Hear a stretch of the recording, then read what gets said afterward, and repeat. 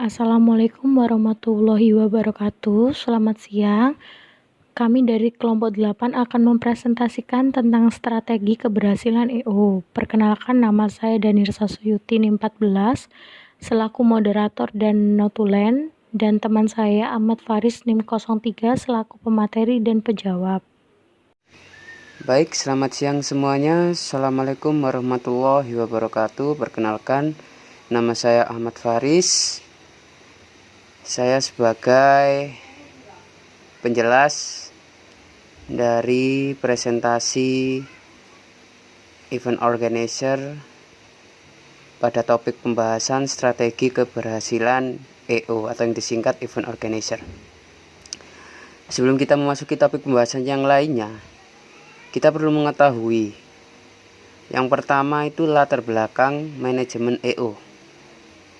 Manajemen EO sendiri itu merupakan sebuah organisasi yang bergerak di bidang MIS. Biasanya event organizer akan merencanakan dan membuat acara-acara yang berhubungan dengan MIS, seperti mengadakan rapat, pameran, insentif, atau konferensi besar. MIS yang disingkat itu adalah meeting, merupakan kegiatan rapat yang dilakukan oleh perusahaan atau pemerintahan. Insentif merupakan perjalanan wisata yang diadakan oleh perusahaan. Konferensi merupakan sebuah acara atau mempertemukan secara langsung dalam jumlah besar. Exhibition maksudnya merupakan sebuah acara yang mempertemukan penyedia produk dan jasa dengan pembeli dalam suatu tempat. Setelah latar belakang, berikutnya yaitu pembahasan manajemen event strategi keberhasilan EO. Manajemen event dulu ya yang kita bahas ya, yaitu adalah bagian dari ilmu manajemen yang menciptakan, mengembangkan sebuah kegiatan dengan tujuan untuk mengumpulkan orang-orang di satu tempat, melakukan serangkaian aktivitas yang teratur untuk memperoleh suatu informasi atau menyaksikan suatu kejadian. Banyak istilah penyebutan event manajemen itu. Antara lainnya ada event organizer, production house atau rumah produksi, communication agency, panitia pelaksana, organizing committee, dan lain sebagainya. Untuk pengertian berikutnya, event organizer merupakan sebuah organisasi yang bergerak di bidang MIS yang saya sebutkan tadi. Ada meeting, juga ada insentif, ada conference, dan ada exhibition. Biasanya event organizer akan merencanakan dan membuat acara-acara yang berhubungan dengan MIS, seperti mengadakan rapat bagi perusahaan, pameran, insentif untuk karyawan, dan konferensi besar. Baik, untuk topik berikutnya yaitu pembahasan manajemen event strategi keberhasilan EO. C. Peran event organizer.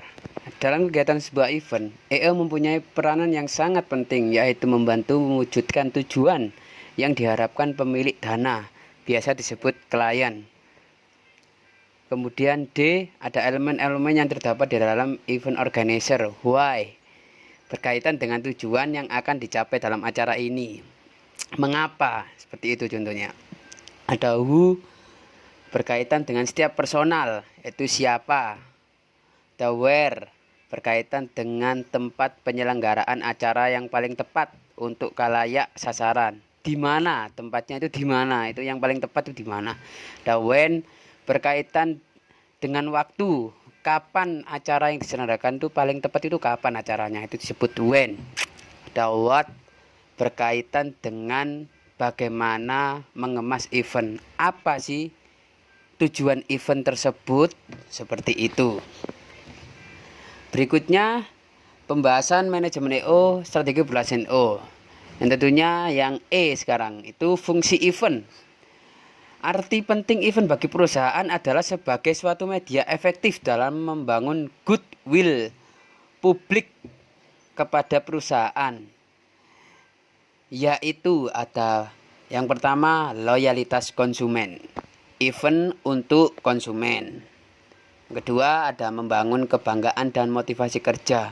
Event untuk karyawan, untuk membangun dukungan komunitas atau masyarakat luas. Seperti contohnya kita mengundang motivator untuk motivasi karyawan-karyawan pekerja kita, atau juga membangun dukungan komunitas.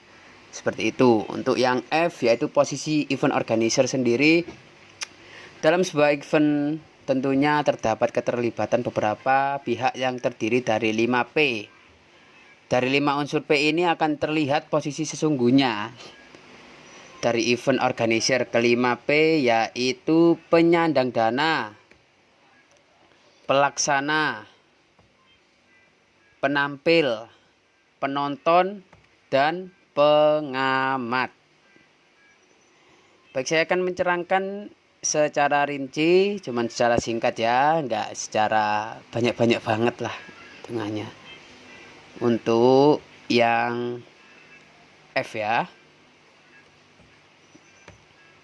posisi EO. Penyandang dana ialah merupakan pihak yang mengeluarkan dana untuk pelaksana suatu program. Pelaksana, disinilah posisi peran EO sesungguhnya, yaitu pelaksana harus bekerja keras untuk mewujudkan impian dan kepuasan semua pihak, menjadi pusat dari seluruh pihak yang ada, sehingga pelaksana memiliki posisi yang sangat vital dan strategis.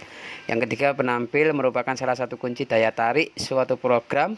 Semua jenis program yang sangat tergantung pada para penampilnya. Pengisi acara kunci itu bisa berupa guest star, MC, dan sebagainya, sudah banyak dikenal orang. Juga ada penonton, baik membayar ataupun gratis. Pesta kecil di rumah pun loh, sampai tingkat lomba F1, faktor penonton itu adalah salah satu tolak ukur kesuksesan event. Dari yang ramai penonton hingga sepi penonton pun itu juga faktor penonton itu menjadi tolak ukur kesuksesan event. Yang kelima ada pengamat. Pengamat bisa berasal dari kalangan pers, di mana pengamat memiliki pengaruh sebagai humas atau PR secara tidak langsung ya. Kemudian ada pembahasan manajemen event strategi keberhasilan EO lagi, yaitu ke G, yaitu struktur organisasi EO, di mana keterbatasan SDM, sumber daya manusia yang dimiliki event organizer, membentuk struktur organisasi yang dibuat untuk event berbeda satu dengan yang lainnya. Setiap struktur organisasi akan membentuk tugas dan tanggung jawab antara staf yang terlibat dalam EO atau antara EO dengan stakeholder lainnya. Contohnya operasional, pelayanan, pendukung. Pelayanan pendukung, tanggung jawab operasional pendukung meliputi pelayanan terhadap barang dan jasa. Kedua, divisi operasional pelayanan pengunjung. Divisi ini merencanakan dengan baik pengelolaan pengunjung yang hadir. Misalnya, untuk event konser musik, perlu pengelolaan masuk dan keluar pengunjung yang jelas. Divisi pemasaran, yaitu berhubungan dengan masyarakat. Divisi pemasaran ini yang sangat susah karena harus menentukan jenis publikasi yang tepat. Bagian pemasaran yang akan membagi fungsinya menjadi divisi yang lebih kecil untuk kelancaran tugasnya antara bagian penjualan atau sales, tiketing, dan promosi.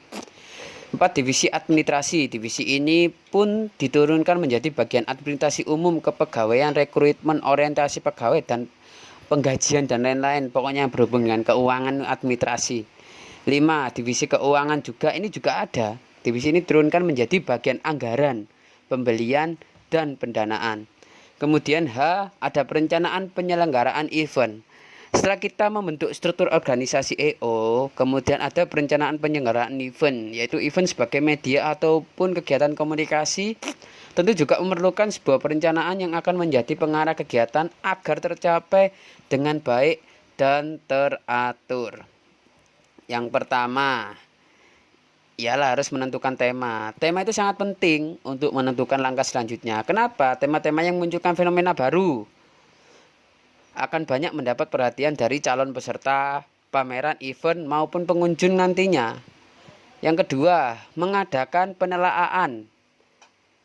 Sebelum pelaksanaan, EO harus melakukan kegiatan survei, menjajaki berbagai hal terkait kegiatan event, sehingga tidak terjadi kesalahan dari segi waktu, lokasi, kesiapan sumber daya manusia, target peserta, dan target pengunjung. Yang diharapkan metode survei ini ialah direct mail, ataupun telesurvei, yaitu personal interview, dan lain-lainnya.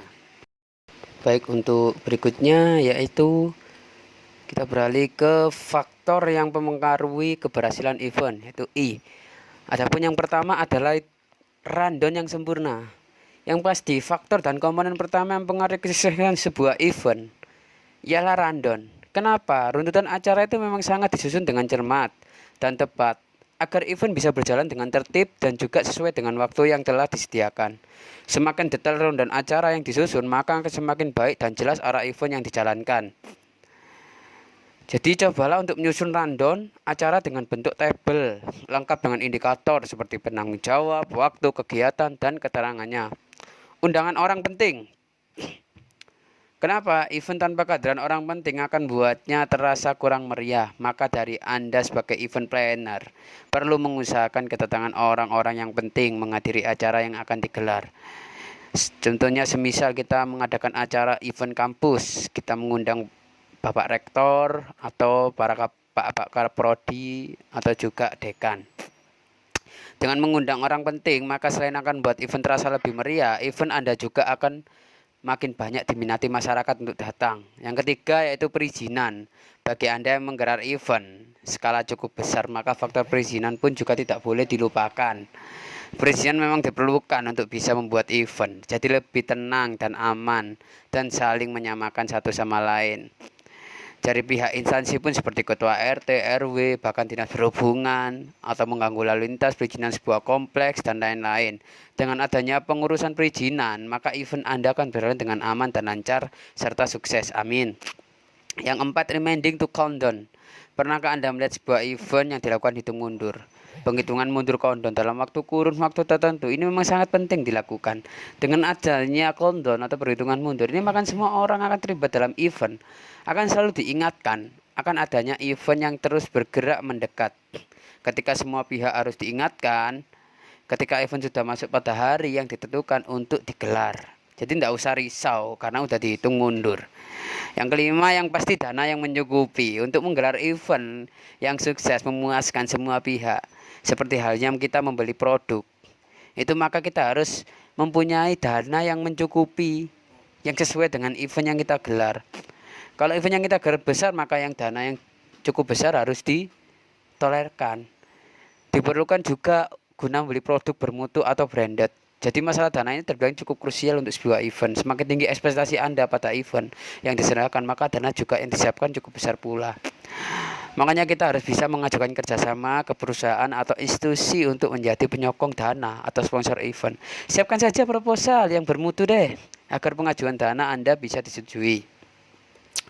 Kemudian yang keenam, tim event yang mumpuni. Nah, ini juga mempengaruhi banget.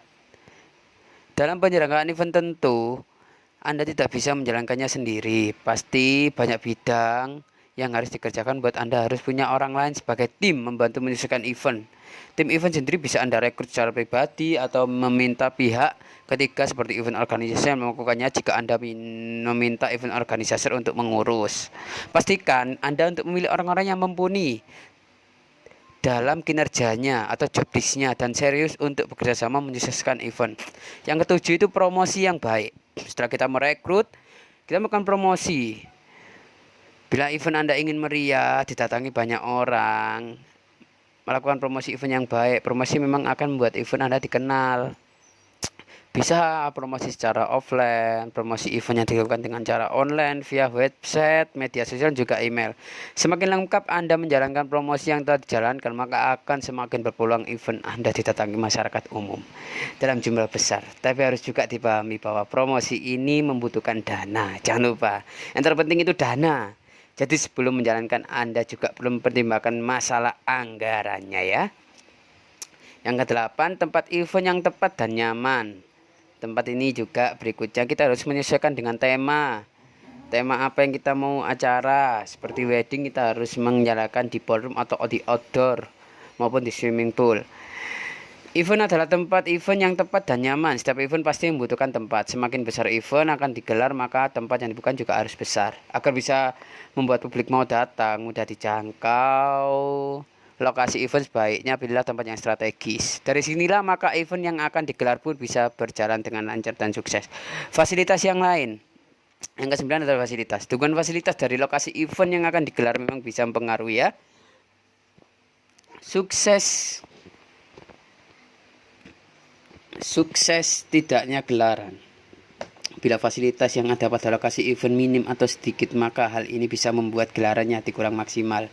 Namun bila Anda menambahkan beberapa fasilitas event yang diadakan, maka hal ini akan menjadi acara yang lebih lancar. Contohnya kita ada fasilitas VIP atau VVIP untuk orang yang dikenal atau yang lainnya. Contohnya beberapa fasilitas memang sudah seharusnya ada pada event, yaitu area parkir, toilet, tempat ibadah atau musola, dan yang lainnya. Kemudian kualitas layanan. Nah, supaya event Anda berjalan dengan lancar dan sukses, maka Anda harus melayani undangan atau pengunjung yang datang dengan maksimal. Para undangan atau pengunjung datang memang harus diperlakukan layaknya sebaik mungkin. Ini karena para undangan adalah raja, seperti juga konsumen ya. Jadi jangan setengah-setengah untuk melayani, sebab dengan Anda melayani para undangan dengan baik, maka event Anda memuaskan. Pembawa acara, MC yang mumpuni yang juga penting. Meski semua list atau rundown acara telah Anda susun begitu rapi, tapi bila tidak ada orang yang membawakan acara dengan baik, maka apa yang Anda harapkan tentang acara tersebut bisa berantakan. Maka dari itu, keberadaan pembawa acara atau master of ceremony ini sangatlah penting dalam gelaran sebuah event. Jadi cari dan pilihlah pembawa acara yang benar-benar berpengalaman dan mumpuni jika memang Anda ingin menjadikan event Anda berjalan dengan lancar dan sukses ya. Termasuk pembawa acara yang profesional. Materi yang acara yang kuat. Bila Anda mengonsep acara itu pembelajaran, maka Anda mau tak mau harus mempersiapkan materi yang matang. Maka event yang digelar pun bisa saja berlangsung tidak sukses dan juga mengecewakan undangan. Undang komunitas yang sesuai dengan event. Lalu yang keempat, 13, 14, talent profesional. Terakhir, komponen faktor ini yaitu mempengaruhi kesuksesan adalah sebuah event. Talent profesional. Untuk memberikan acara, Anda membutuhkan talent yang sesuai. Keberadaan talent sendiri akan sangat mampu mempengaruhi. Sebab bila talent yang diambil tidak profesional, maka event diselenggarakan bisa saja jadi berantakan, tidak menarik. Maka dari itu, supaya event berjalan lancar, sukses, menarik, maka mau tak mau Anda harus mencari dan mendapatkan talent profesional. Pembahasan topik yang terakhir yaitu J, strategi keberhasilan EO. Tentukan tujuan dan hasil acara. Lakukan rapat teknis. Yang pertama, tentukan tujuan dan hasil acara. 2, lakukan rapat teknis. 3, buatlah checklist daftar persiapan yang perlu dilakukan. 4, rumusan rincian dan detail persiapan. Detail rincian persiapan meliputi lokasi, konsep atau rundown acara, karakteristik peserta, pembicara, bintang tamu, undangan, biaya yang dibutuhkan, konsumsi goodie bag peserta, dan media. Yang kelima, lakukan publikasi acara. Yang keenam, sebelum terlaksana acara, lakukan pengecekan di lokasi dan laksanakan gladi bersih dahulu. Jadi sebelum kita melakukan acara, yang pastikan tempat lokasi tersebut sudah siap. Sebelum acara dimulai pun kita melakukan gladi bersih secukupnya lah. Setelah pelaksanaan acara, ajaklah tim untuk lakukan evaluasi bersama. Siapkan tindak lanjut dari acara tersebut. Lakukan syukuran atas terlaksananya acara. Sekian pembahasan dari saya. Terima kasih. Saya serahkan ke moderator. Wassalamualaikum warahmatullahi wabarakatuh. Baik, saya akan membuka 2 sesi pertanyaan, dan pada sesi pertama saya akan membuka 3 pertanyaan, dan sesi kedua saya akan membuka 2 pertanyaan. Dimohon teman-teman yang bertanya silakan sebutkan NIM dan nama lengkap serta kelompok agar kami bisa mencatat. Terima kasih. Sekian presentasi dari kelompok kami. Terima kasih yang telah berpartisipasi dalam sesi tanya jawab serta memberi masukan. Kurang lebihnya mohon maaf. Wassalamualaikum warahmatullahi wabarakatuh.